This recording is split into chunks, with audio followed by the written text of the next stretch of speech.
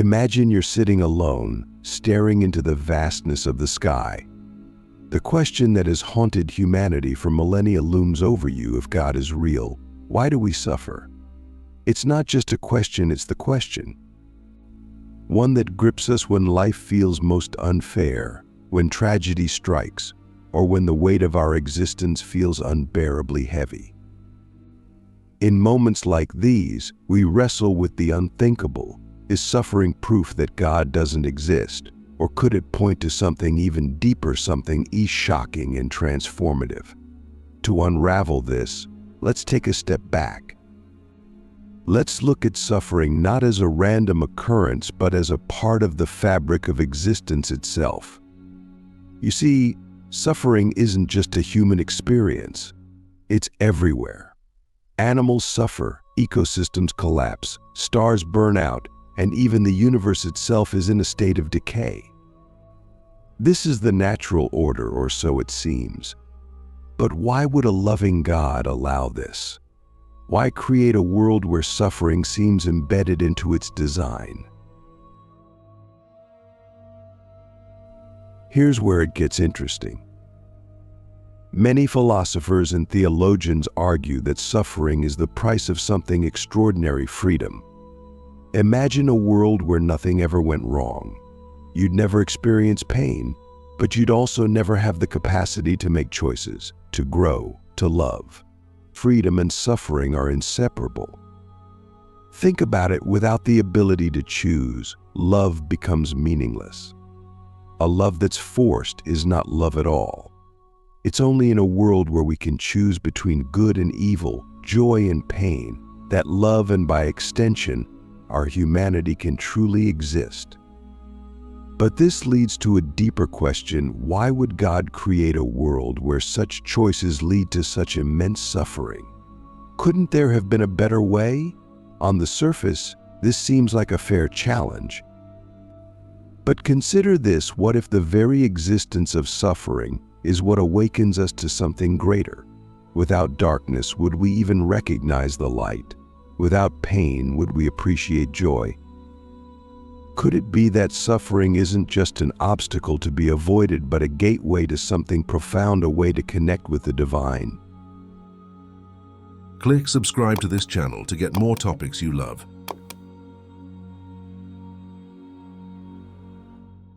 Here's where we must confront an uncomfortable truth. Suffering, as much as we despise it, often leads to growth. Think about the hardest moments of your life. Did they break you? Or did they forge you into someone stronger, someone wiser? This isn't just a philosophical concept, it's woven into the very fabric of nature. Seeds must break to grow. Stars must die to create the elements for life. Even our own bodies adapt and strengthen in response to stress and struggle. What if this pattern is not a cruel accident, but a reflection of something deeper, a God who understands that growth often comes through pain? But let's not sugarcoat it. This doesn't make suffering less painful. When you're in the middle of it, no philosophical answer can soothe the agony. And yet, there's something universal about this struggle. Every human who has ever lived has faced it. Even those who claim to have no faith still cry out in their darkest moments, whether to God, the universe, or simply the emptiness. Isn't that strange?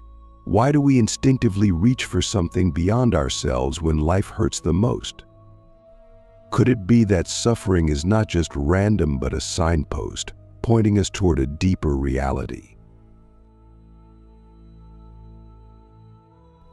And this is where the shocking truth begins to emerge. If God exists, then suffering must have meaning. It cannot be arbitrary. The problem of suffering isn't just a challenge to God's existence, it's also a clue.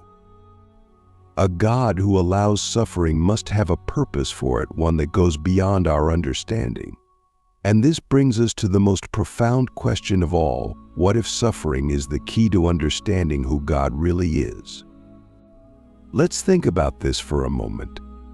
In nearly every major religion, God is not distant from suffering but intimately connected to it. In Christianity, for example, God doesn't just allow suffering, He enters into it. The image of Christ on the cross is a paradox.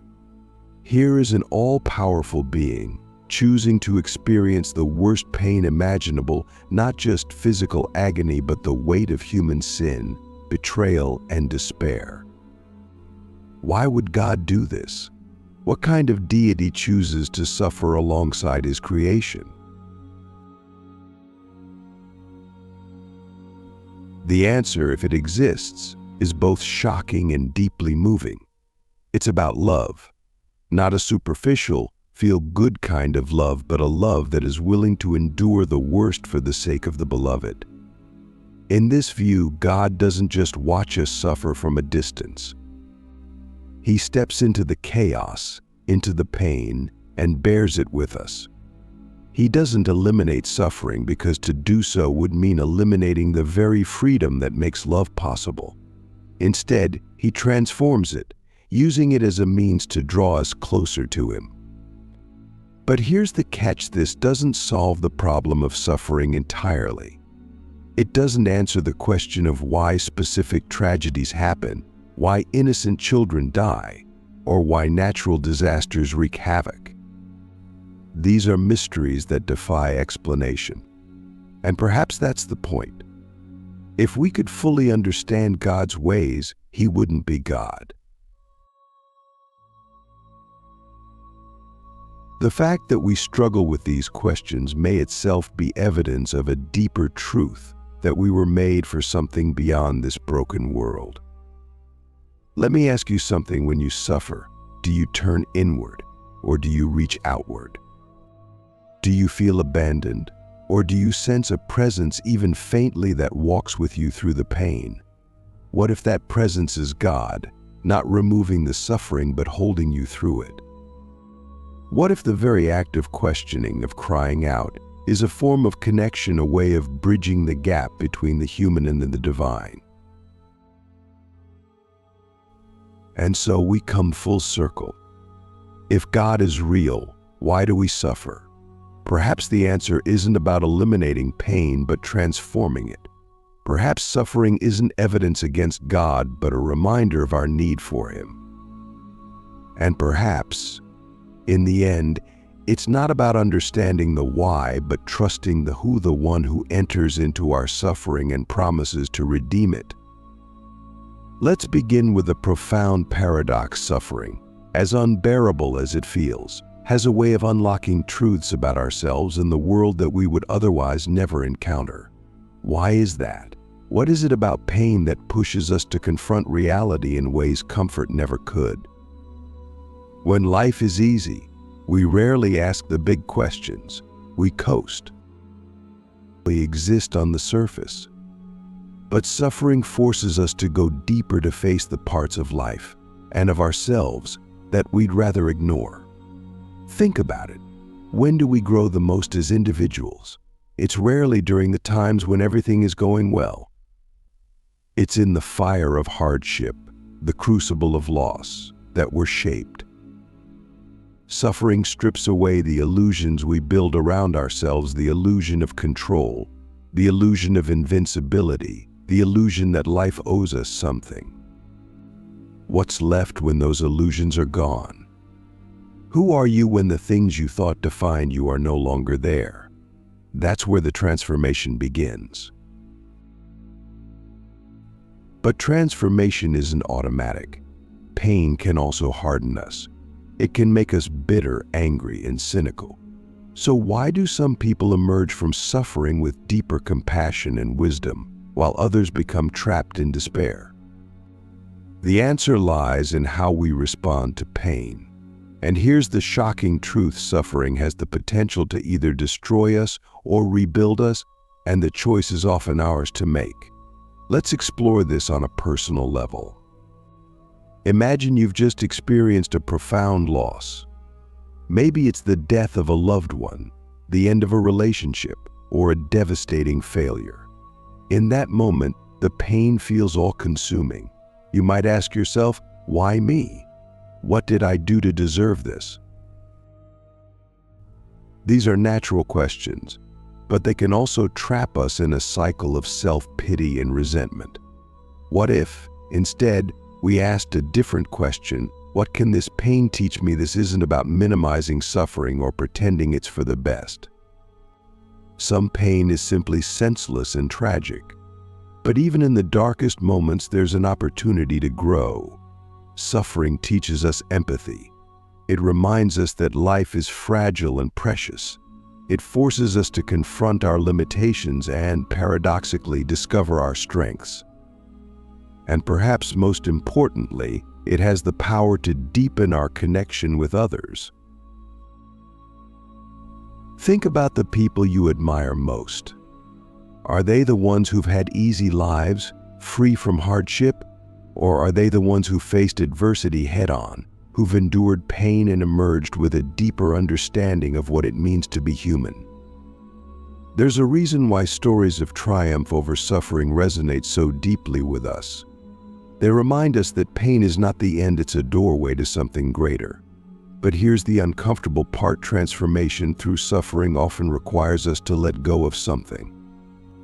Sometimes it's our pride. Sometimes it's our sense of control. And sometimes it's the very thing we thought we couldn't live without. Letting go is painful, but it's also liberating. It creates space for new growth, new possibilities, and new ways of seeing the world. Now, let's take this a step further. What if suffering isn't just a personal experience, but a way of connecting with the divine? In many spiritual traditions, suffering is seen as a path to enlightenment, a way of drawing closer to God. This idea is perhaps most vividly expressed in Christianity, where Jesus' suffering on the cross is not just a moment of pain, but a profound act of love and redemption. In this view, suffering isn't meaningless. It's a participation in something far greater than ourselves. But you might ask, why would God allow suffering at all? Couldn't He accomplish His purposes without it? It's a valid question, and one that doesn't have an easy answer. But consider this: if God simply removed all suffering, would we ever truly grow? Would we ever learn to love, to forgive, to hope? Or would we remain stagnant, never realizing our potential or understanding the depth of God's love for us? This brings us to a crucial point: suffering, while painful, has the potential to transform us in ways nothing else can. It humbles us, it breaks down our walls, and it opens us up to grace. Grace, by its very nature, is undeserved. It's not something we can earn or control. It's a gift, and often it's in our moments of greatest weakness, when we have nothing left to give, that we finally see it for what it is. Let me ask you something: when you faced your darkest moments, who or what did you turn to? Did you reach for distractions, trying to numb the pain? Or did you allow yourself to feel it, to sit with it, and to ask what it was trying to teach you? This is one of the hardest things to do, but it's also one of the most important. Pain has a way of revealing truths we'd rather avoid, and if we're willing to face those truths, they can set us free. But here's the twist: suffering isn't just about individual growth. It's also about connection. When we suffer, we're reminded of our shared humanity. Pain levels the playing field. It doesn't care about your status, your wealth, or your achievements. It touches everyone. And in that shared experience, there's an opportunity for profound connection. Think about the times when someone has comforted you in your pain, or when you've done the same for someone else. Those moments are sacred. They remind us that we're not alone, that we're all in this together. And this brings us back to the question of God. If God is real, then suffering cannot be meaningless. It must serve a purpose, even if we don't fully understand it. Perhaps that purpose is to draw us closer to Him, to each other, and to the deepest parts of ourselves. Perhaps it's a way of breaking down the barriers that separate us and reminding us of what truly matters. So, let me ask you again, if you could eliminate all suffering, would you? At first, the answer seems obvious. But when you think about what suffering has taught you, how it has shaped you, and how it has connected you to others, does the question become more complicated? Could it be that pain, as much as we hate it, is also a gift? Now we arrive at the ultimate question: if suffering serves a purpose, what is it? Can pain ever truly lead to something greater?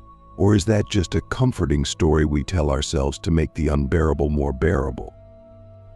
These are not easy questions, and yet they are the ones that shape the very essence of what it means to live, to believe, and to hope.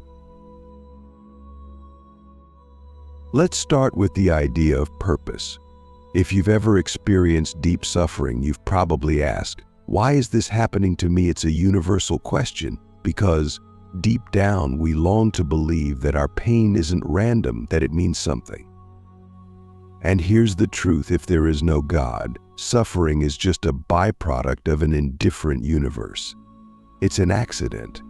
But if God exists, then every tear, every heartbreak, and every loss must serve a purpose, even if we can't always see it. So what could that purpose be? Let's consider three possibilities. The first is that suffering refines us. It's like fire that burns away impurities, leaving something purer and stronger behind.